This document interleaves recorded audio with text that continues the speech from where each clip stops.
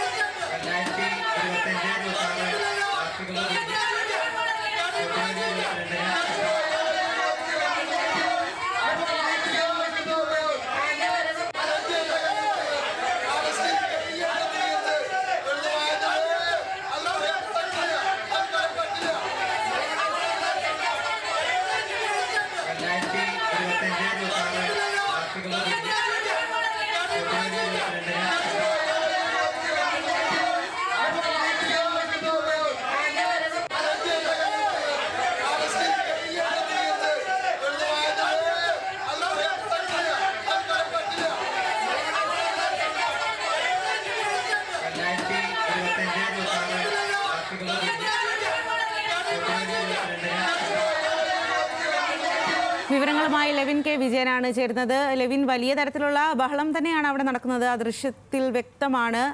ഇപ്പോൾ എങ്ങനെയാണ് കാര്യങ്ങൾ മുന്നോട്ട് പോകുന്നത്? സ്വാതി, 11:30യോടുകൂടിയാണ് വടക്കാഞ്ചേരി നഗരസഭയിൽ കൗൺസിലർമാർ രാജിവെക്കണമെന്ന് ആവശ്യപ്പെട്ടുകൊണ്ട് LDFന്റെ നേതൃത്വത്തിൽ പ്രതിഷേധം നടന്നത്. ഈ പകുതി വില തട്ടിപ്പുമായി ബന്ധപ്പെട്ടുകൊണ്ട് ആരോപണ വിധേയരായിട്ടുള്ളവരാണ് 3 കൗൺസിലർമാരും UDF അംഗങ്ങളാണ്.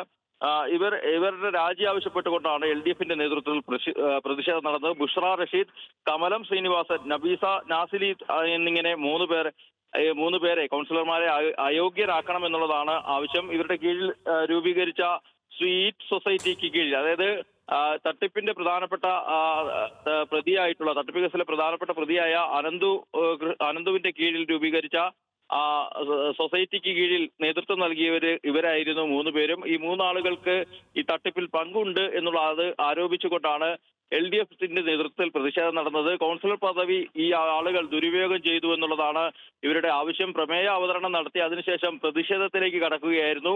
ഏറെ നേരത്തെ വാഗ്ദാനങ്ങൾക്കും ബഹളത്തിനും ഈ സംഭവം നടന്നു. അതിനുശേഷം ഇരു വിഭാഗങ്ങളും LDFും UDFും തമ്മിൽ ഏറെ നേരത്തെ തർക്കവും വാക്കേറ്റവും ഒക്കെ നടന്നതിന് ശേഷം ഇന്നത്തെ നഗരസഭാ യോഗം പിരിയുകയായിരുന്നു.